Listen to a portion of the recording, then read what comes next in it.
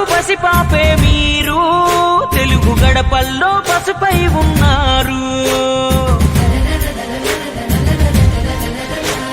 జగమెరుగని తీరు యుగ పురుషుడు మీరు, భరత జాకు పుట్టిన రాముడు నువ్వు, మా రాముడు నువ్వు.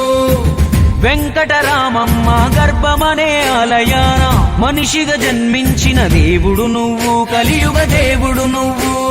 చదువుకునే సమయంలోనే నాన్నకు సాయంగా ఇంటిని కాయంగా, సైకిల్ పై పాలను అమ్మి చరితకు శ్రీకారం చెమటే సాక్ష్యంగా. నీతి లేని చోట నువ్వు నిలవవు క్షణమైనా, సర్కారు కొలువు నొదిలి నువ్వు సాగినావు స్వేతులేశారు.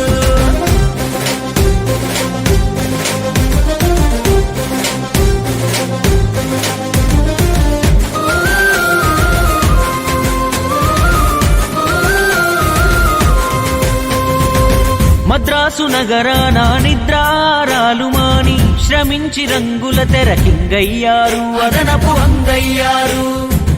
ఒక్కొక్క ఇట్టు ఉక్కు మెట్టులాగా మార్చుకొని వినోదమే కాదు విలువలు నేర్పే కథలను చూపించారు. రాజుకు ప్రతిరూపం కృష్ణదేవరాయలోరు, కాల జ్ఞానాన్నే బోధించిన బ్రహ్మంగారు.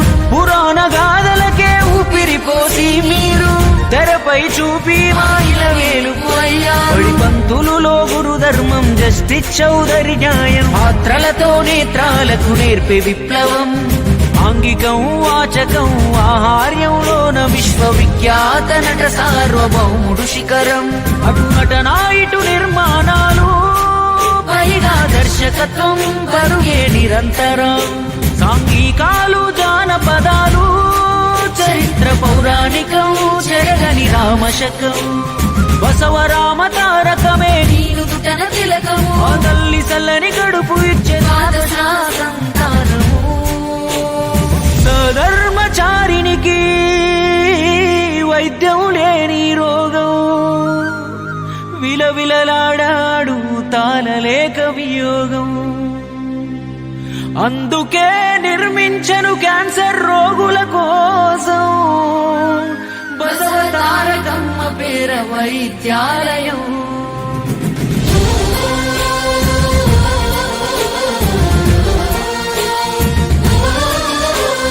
తనకింతటి ఖ్యాతిని ఇచ్చిన తెలుగు జాతిని అవమానిస్తుంటే అన్నాకి రాముడై భోగ భాగ్యాలను త్యజించాడు ప్రజాబంధువై.